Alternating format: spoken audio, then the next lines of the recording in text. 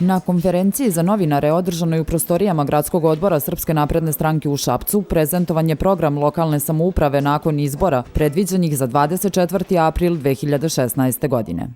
Prioritet gradske uprave će biti da se odnos koji je narušen sa Vladom Republike Srbije apsolutno stavi na mesto gde treba da bude. Znači, taj odnos treba da se razvija i da se unapređuje.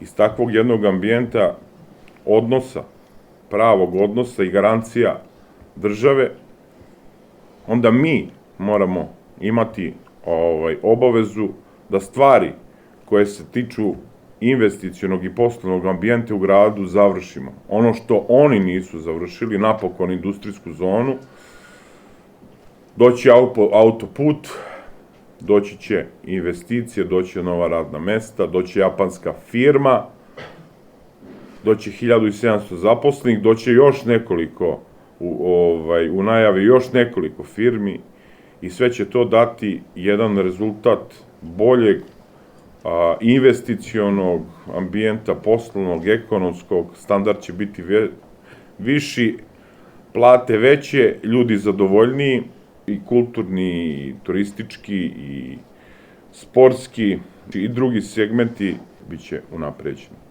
Građanima je nosilac odborničke liste Gradskog odbora Srpske napredne stranke u Šapcu, dr. Slobodan Popović, još jednom predočio situaciju vezanu za dolazak japanske kompanije Yazaki u grad Šabac, a osvrnuo se i na rad odlazeće gradske vlasti u prethodnim godinama. Samo je trebalo sposobnosti, samo je trebalo pameti, samo je trebalo poštenje i marljivosti i ovaj grad bi izgledao danas drugačije. Gde smo danas? 20% nezaposlenih, prosečna plata 15.000, investicioni ambijent ne postoji, odnosno neodnos sa Vladom Republike Srbije ne da je u fazi da se razvija, već se pravi neprijateljski odnos. Gospodin Zelenović je i vrlo bio ovih dana onako raspoložen, šaljivo, ne znam, dalje u tom nekom raspoloženju. Iskoristio je taj 1. april kao dan šale da pokuša da napravi geg, ali nije mu uspelo. Toga dana u Šapcu je trebao, po njegovim uverenjima, da se potpiše prvi ugovor sa japanskom firmom.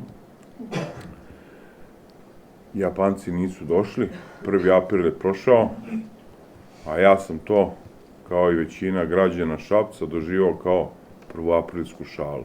Gospodo draga, on nema pravo da se šali sa građanima Šapca i da se igra sa investicijom koja će sutra doneti 1700 radnih mesta. Japanska firma jasno i glasno, znači ingerencija vlade, garancija vlade, pregovori sa Aleksandrom Vučićem, sve to građanima već postalo jasno. Na izjave o demokratskoj predizbornoj kampanji osvrnuo se i kandidat za odbornika u Skupštini grada, dr. Aleksandar Pajić. Videli ste sinoć u 20 časova bio je zakazan oproštajni skup odlazećeg gradonačelnika gospodine Nebojše Zelenovića. Čak ni za taj oproštajni skup nisu mogli da dođu ljudi na vreme, pa su silom javnih direktora, javnih preduzeća, ljudi dovođeni i uspeli su da dovedu između 600 i 650 ljudi koji su sinoć verovatno se opraštali od Nebojše Zelenovića. Međutim, ja moram da iskoristim ovu priliku i da se svima vama izvinim zbog jedne stvari koju sam u kampanji pričao, a očigledno je da sam pogrešio. Ja sam u kampanji rekao, kad su nas napadali, da smo skupili samo 8.000 ljudi u hali na mitingu kada je dolazio premijer. Ja sam im rekao, gospodo, vi svi da se skupite, svi, ne možete da imate toliko. Ja se ovom prilikom izvinjavam, jer sam precenio njihove snage. Zaboravio sam da kažem, vi svi kad se skupite i to pomnožite sa 8, može da vas bude toliko kao nas na tom mitingu. Zašto? Činjenice i brojevi su neumoljivi. Sinoć 600 ljudi. Dolazak Ivice Dačića i Dragana Markovića Palme, centar grada, 200 ljudi. Dolazak bivšeg predsjednika države, Borisa Tadića i Čedomira Jovanovića u isto vreme, na isti skup, 72 čoveka ispred kulturnog centra govorili i jedan i drugi. Imamo 14 ljudi onog čoveka koji u svoj spot na svoje flajere stavlja jednog od najvećih državnika sveta, po mom ličnom mišljenju i najvećih državnika sveta, to je gospodin Putin. On ima 14 ljudi koji ga slušaju. Svi oni kad se saberu, izvinjavam se, zaboravio sam onu ćevap koaliciju koja je, to je ona beda, izvinjam se, pobeda za Šabac, koja je imala svoj piknik dan gde je skupila porodično 200 ljudi. Sad kad saberete sve ove cifre, dođete do cifre od oko 1000 ljudi. Izvinjavam se, trebalo je da kažem da tu cifru treba pomnožiti sa 8. Gospodin Zelenović je imao privilegiju da bude poslednji govornik, odnosno poslednji gost u televizijskoj emisiji Poligon, koja traje sat vremena. On čak ni gospođi Mirjani Čvorić-Gubelić nije smeo da izađe na televizijsko predstavljanje, jer se bojao neprijatnih pitanja. Prema tome, vidite koliko je sazreo trenutak da gospodin Nebojša Zelenović ode sa političke scene grada Šapca. Odnos prema medijima za sve ovo vreme trajanja kampanje, po našem mišljenju, je vrlo, vrlo nezadovoljavajući. Vi znate da se mediji finansiraju i iz budžeta grada Šapca.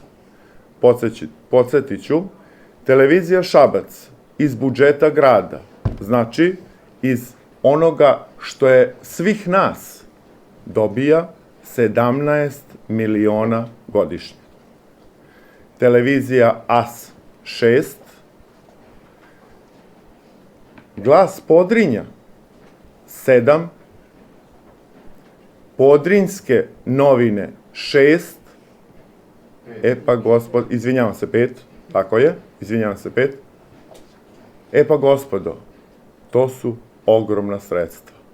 Za ta sredstva, koja su sredstva svih nas, mi smo morali da imamo kao Srpska napredna stranka mnogo bolji tretman na televiziji Šabac pre svega, a imali smo tretman 100:1.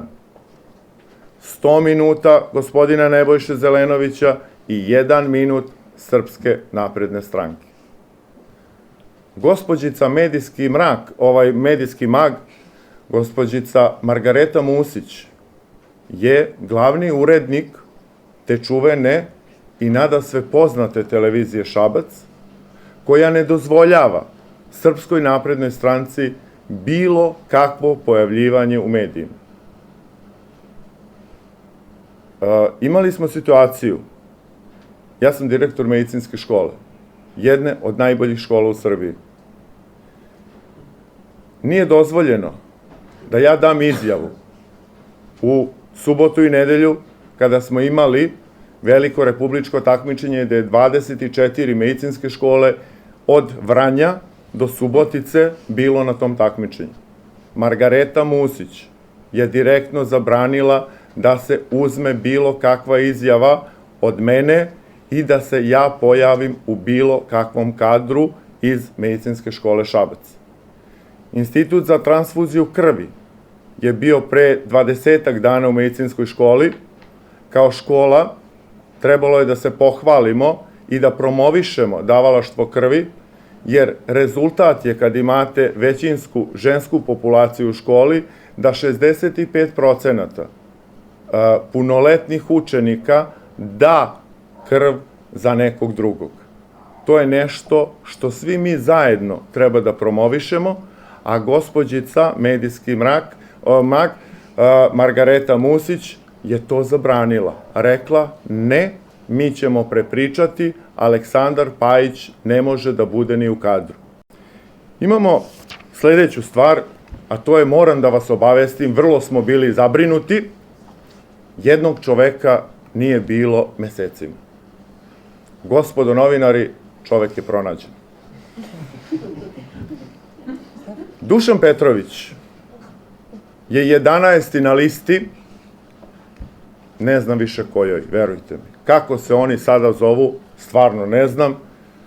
To je ona ista lista na kojoj je kao 29. čovek koji je u 2,5 mandata bio gradonačelnik ovog grada, a sada su ga pustili da sa jednim novinarem i sa jednom kamerom luta po Mačvanskom okrugu od dvorišta do dvorišta, ponižavajući pre svega sebe, ali to je manje bitno za sve nas, on ponižava grad Šabac. Svojim nastupima, svojim istupima, svojom medijskom slikom o sebi, on govori i o nama. Tako se ne postupa prema bivšem gradonačelniku. Sinoć u Ljuboviji napokon je pronađen gospodin Dušan Petrović. Pojavio se u jednoj učionici gde je uz prisustvo 23 gledaoca nešto pričao. Nama je drago da on postoji i drago nam je što ne sme da dođe u Šabac. Mi znamo zbog čega je to, jer Šapčani neće da mu oproste 16 godina nesposobne vlasti, 16 godina izolacije i svega onoga što je učinjeno u ovom gradu. Poštovana gospodo, Miloš Milošević, kao neko ko nije stalno zaposlen u gradskoj upravi, i dalje prima 130.000 mesečnu platu ima gospodin Miloš Milošević bruto. Ima automobil, kancelariju, sekretaricu, telefon. Pa to ni jedna gradska uprava ne može da izdrži. Na ovakav način ponašati se, a pričati o racionalizaciji, pričati o stezanju kaiša, pričati o tome da treba druge ljude da zaposlimo, ljudi za jednu njegovu platu, kad se sve ukupno sabere koliki su njegovi troškovi, mi možemo da zaposlimo najmanje 20 ljudi koji će dobijati mesečnu platu. Oni pokušavaju Šabac da uzmu kao svoj. Pa gospodo, nije Šabac vaš, nije Metaloplastika vaša, to je svih nas. Oni da su to shvatili, ne bi se ovoliko brukali. Na kraju konferencije za novinare dr. Aleksandar Pajić pozvao je građane da izađu na izbore i poručio im da tog dana budu na vrhuncu građanske dužnosti. Mi samo molimo naše sugrađane i one ljude koji pošteno, časno izlaze na birališta, koji nisu instruisani, nije pokušana bilo kakvo potplaćivanje, ako bilo šta primete u vezi kupovine glasova na samim biralištima, da se obavezno da to prijave nadležnim policijskim organima ili kod nas u stranku, jer mi nećemo dopustiti da izbori u Šapcu budu pokradeni. To je krivično delo i svako zbog toga mora da odgovara. Neće niko u gradu Šapcu kupovati bilo čiji glas. Prema tome, molimo ljude da izađu na birališta, da glasaju za budućnost, da glasaju za Srpsku naprednu stranku. Hvala vam lepo svima.